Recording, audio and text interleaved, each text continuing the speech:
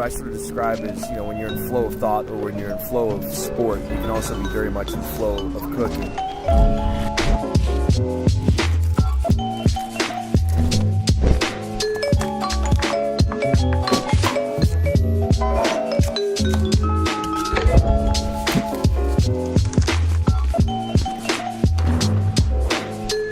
Being in flow with food, it's the most electric thing for me because you're not thinking at all. You're going through a process, you're holding conversation, the ingredients are familiar, and it's just practice, practice, practice.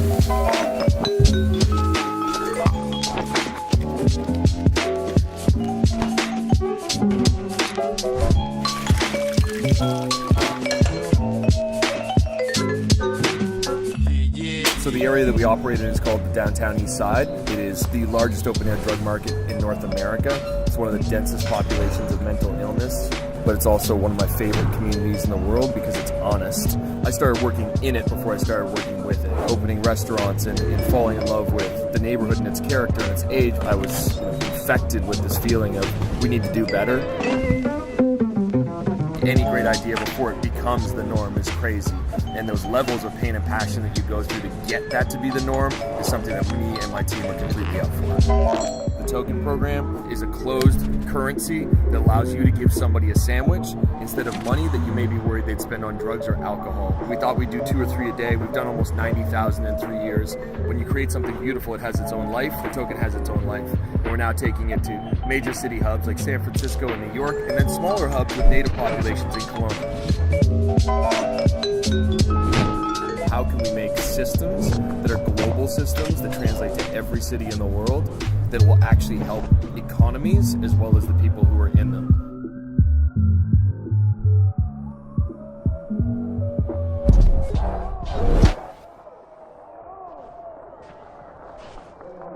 That universal energy just flows straight through all of us. Once we can tap into it to co-create with an audience, that's what happens when I come to a stage.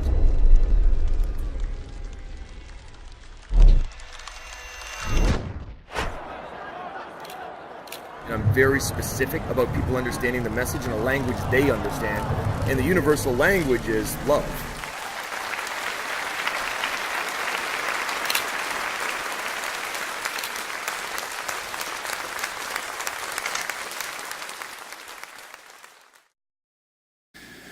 So, I'm jacked up. Yesterday was so much sensory overload, I found myself mid-conversation at dinner last night, completely losing my train of thought. I'm sorry, my mind just turned to baby food, if you can excuse me for a second. Tears, excitement, I just was overwhelmed with what Saul undersold, if possible, amount of talent and passion in the room. So today I want to talk. I was given the opportunity about a month back to be the keynote speaker at Singularity University. Is anybody familiar with Singularity University? Wonderful. They made an interesting call by bringing me in there as a non-futurist to talk about the future of food. And the opening keynote, day one, I am sat right there, dead center, and I'm so excited. I'm like, teach me where we're going. And Peter Diamandis takes the stage, and he puts this slide up. And he says, in 1820, 94% of the world was living in extreme poverty. But today, only 10% lives in it. And I'm staring at him, and my mouth is open, and I say, bullshit. And people around me are like, what are you doing? I'm like, okay, right, sorry. It was meant to be inside my head. And I went upstairs, and I was so mad, and I called Yarrow, and I called some of my mentors, and I was like, why are these people talking about poverty being not a problem anymore? We were at the Hilton Union Square in the Tenderloin in the Mission District when this slide was shown. Has anybody been to the Mission? Holy shit, this is not okay. I was like, outside there's a dude, I almost tripped over him this morning sleeping on a mattress. This is what we're gonna do? And no offense to those guys, of course, the future is bright, we're there. Not for the dude sleeping on a mattress, so I got super mad. And I changed my entire presentation for the next day. We started with this. In 1820, 1.1 billion people lived on the planet, estimated. Interesting. In 2017, 1.3 billion live in extreme poverty. Wait a second. Yeah, bullshit. 3 billion live on less than $2.50 a day. Abundance is everywhere. Not for these people. How about the 1 in 9 people who suffer from chronic malnourishment in this country, on our continent? 400 million plus people. 1 in 9. You don't get to go up and show that slide to 1,500 influencers and feel okay about it without context. So I took it upon myself to give them some context. Will I be invited back to Singularity University? Who can say?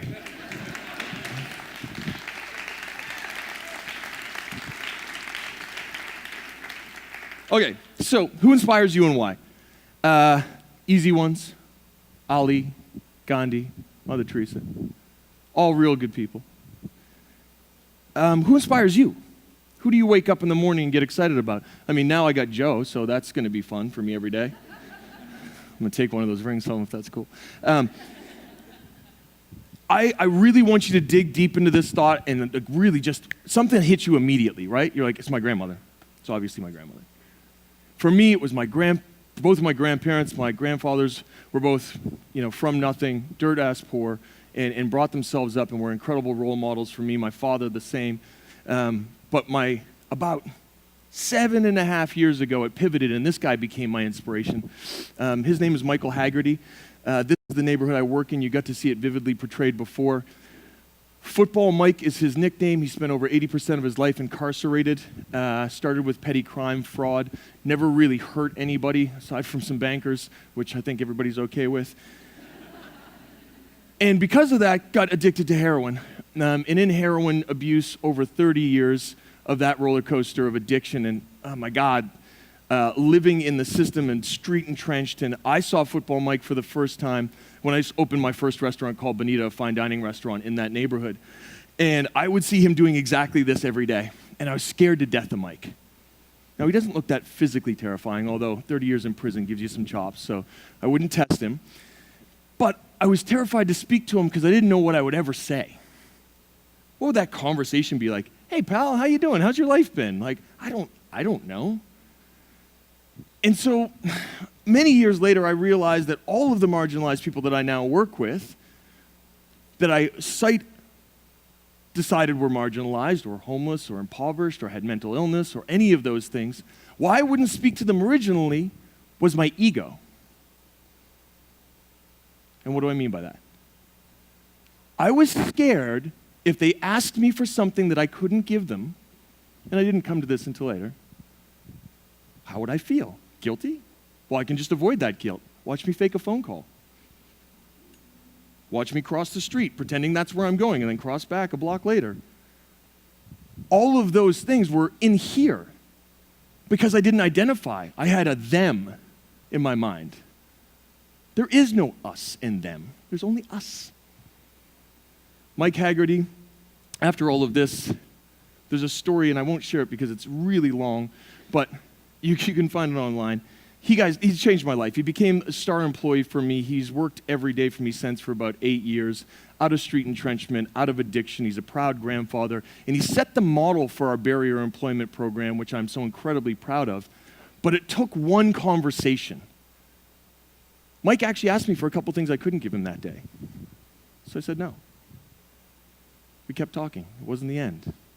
And he inspires me. When you think you've seen rock bottom, meet some people who lived in the street. There's a whole different level. So at that point, I had 9 operating restaurants, all cool guy restaurants and businesses. I had a gallery. I was making a bunch of money. It was really, really nice. You can see I say that wistfully. And then I found my purpose through Mike and through a bunch of people. My life changed. It altered because I knew that my impact was still in service, but it was in service to people. While I'd been serving halibut for $32 a plate, that was great. I could do better. So one of the things that came to me is, what are the words that you associate with being hungry? A couple, shout some out to me. Fear, cranky, pain, totally. You know what it does? It sucks. Let's just wrap all that in together. I think what we do often when we're trying to rally people behind a cause is that we get too emotional. Some of the issues we're dealing with are actually very straightforward and pragmatic. Being hungry sucks. If I got up to do my keynote today without a gluten-free breakfast sandwich, I'd be in a really bummed out way. Thank you, Julia. You know, how can you imagine coming out of street entrenchment, feeling like crap, wondering if the world can see that you're homeless, and then trying to get into an interview or trying to find housing or trying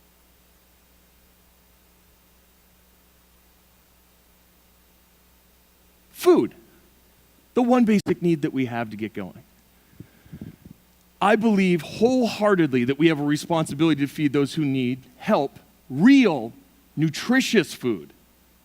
Not canned navy beans, not macaroni and cheese with powdered death. Get out of here with this shit. Not instant ramen noodles. Has anybody eaten those? Do you know what you feel? You know what goes through your butt? Anyway. Feed people food. It's really straightforward. You will drink a bottle of Camus and know how many nose hairs the guy in the vineyard had who picked the grape, but you'll eat a burger from a drive-thru and not even know if it's meat. Come on. So our most marginalized really do need to also be fed real food. I want you to eat real food if you couldn't tell. This is one of the farms I operate with. If you've been to a farm, cows aren't generally this friendly. They're usually scared. You know why they're scared? Because guys run around with a cattle prod and hit them. Our farm's not so much. It's a big, beautiful female cow who's always very interested. Now, the next part's a little bit graphic. I run a butcher shop. And my butcher shop knows where the cows come from because I see them and I touch them and they're close. And then we break that animal down and use every single part of it. This goes into our butcher shop. This goes into a grind that goes into my diner and sells burgers. Then it goes into a meal program that services 1,200 people a day who are marginalized and struggling to find that next meal. You know where that beef comes from? Well, we can go back 2 slides, but I think you're with me. That's real food. All of it's real. But the whole system is important to me. It's not just where the cow comes from. It's who's getting employed to cook that food, how that food is being delivered. Every single question of the system has to be important to us, otherwise you're negating the point. Like, oh, I'm looking after the environment by doing small batch things and using everything else, but then I drive a diesel truck to deliver it. You really have to think about the whole system. That meal program makes me super proud. We started at 80. We do 1,200 a day. As of the count this morning when I woke up, we've served 1,143 meals into our neighborhood, into a 5-block radius. This, I never thought was possible. Fuck McDonald's, billion served.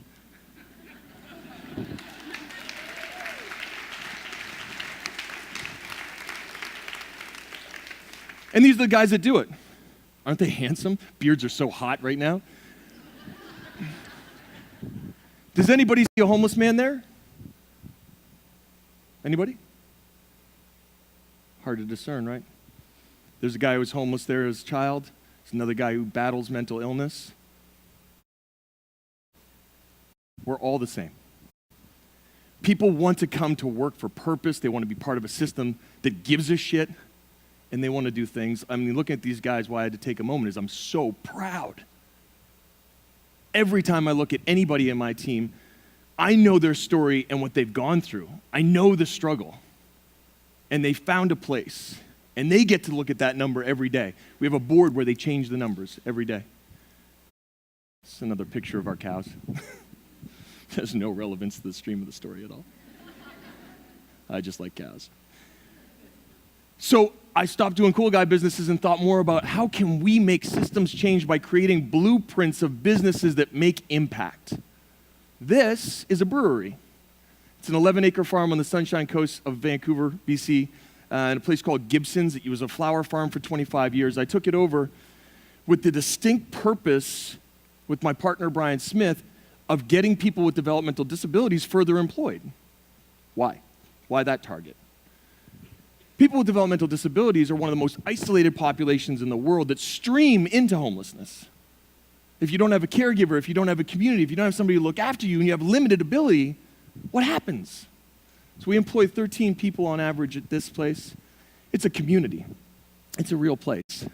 And one of my mandates is, I work in a lot of tech. Well, maybe not anymore after Singularity, but it's important that we create real-life communities, not only digital ones. Tech is only and will ever only be a tool. It's a tool to get us here. That's what it does. If it does more than that for you, you're using it wrong. If you find yourself 3 hours later when you were going to go out of the house and Facebook looking at somebody else's life that they're manufacturing that's not real, you're doing it wrong. Get out of the house. Do some fun stuff. So this created a community that I had no idea was coming. I really didn't see it. I had this 3 a.m. epiphany of, oh my God, people won't give money to people who are homeless because of drugs or alcohol. I will. But if that's stopping an entire market group for coming and doing this, then we should try to address that. So we do, and we're past 100,000 now. We launched in San Francisco 7 weeks ago with a group called Farming Hope that I mentored. And it's just so exciting to watch people grasp onto the simplest of ideas and get so excited about it. And I'm super proud of it. Now, pivoting really quickly, that group that I was mentoring them at Stanford Farm. I just finished a year-long civic innovation fellowship at the Stanford D School. Incredible. I don't know what Stanford's vetting process is, but obviously it's about as tight as Singularities. I'm joking. I'm actually kind of clever.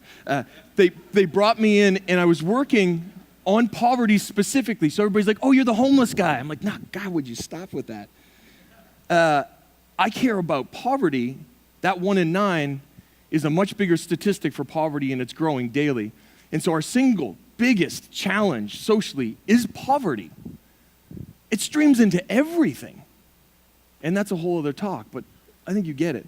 7 out of 10 North Americans are 1 paycheck away from destitute. 7 out of 10. Do the math. What happens if that all crashes at once? We're in a lot of shit. Now, homelessness is your problem. And why I say you is like, I want to get you mad. I want you to walk out of here and go, what do you mean? The studies, the one that we did in San Francisco, 6 times as expensive to have the services that surround somebody who's chronically homeless than to put them in a home and put the services around them. Where does the money come from for those services? Tax dollars. Nice and easy. So if it costs a minimum is twice as much to house someone than it does, to have them homeless than it does to house them, we're doing it wrong. The problem's at least twice as expensive as the solution. That's insane. We know this. That data is there. And we're still doing it. What I care about and why I'm here at BIF and why I came to Peace Love, thank you, Matt and Jeff, is because of this. We are in this era of inspiration and exponential influence. And what I want to do is go from success to significance. I can talk about 100,000 meals, I can talk about 1 million meals, I can talk about all that stuff. But what is the system change? So I started working when I was in Stanford on many experiments. And one of them specifically was in unveiling the skills of people who define themselves and others defined as homeless. When I was 15 years old, I found myself homeless for the first time. I don't define as that. That was a temporary state. I didn't have a house. Shit, I didn't have a car for a while either. I don't walk around and say I was carless once. Why would I ever do that? That's not who somebody is. It's a state that they're temporarily in.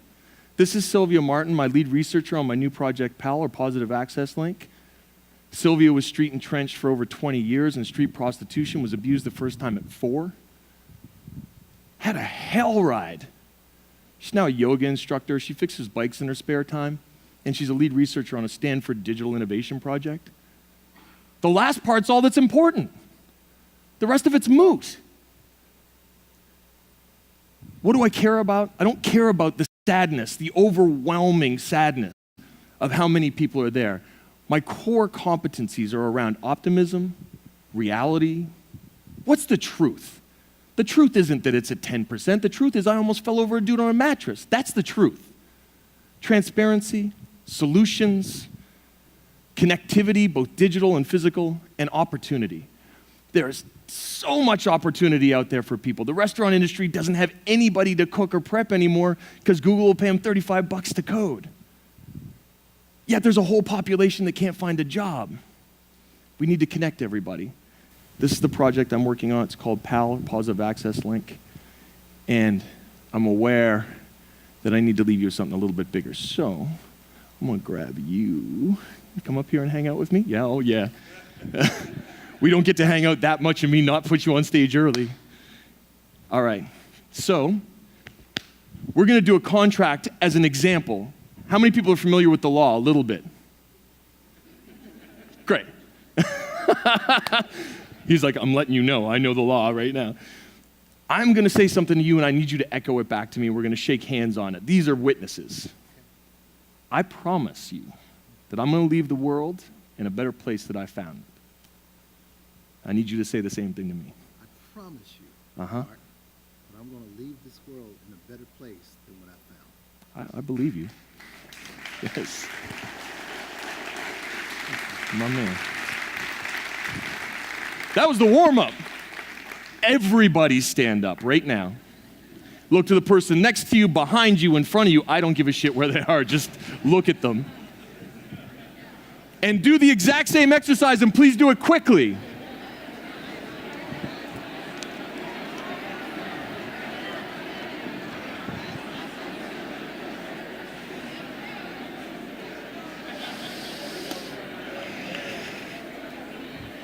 Okay, sit down.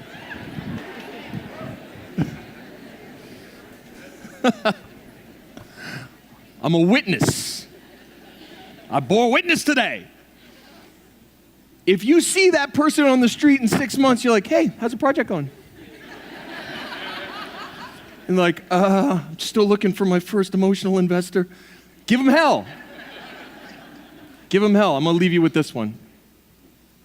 Food is our last, best opportunity to stay connected, to gather with our people and build communities, to hold on to our humanity, to be. I love you. Thank you.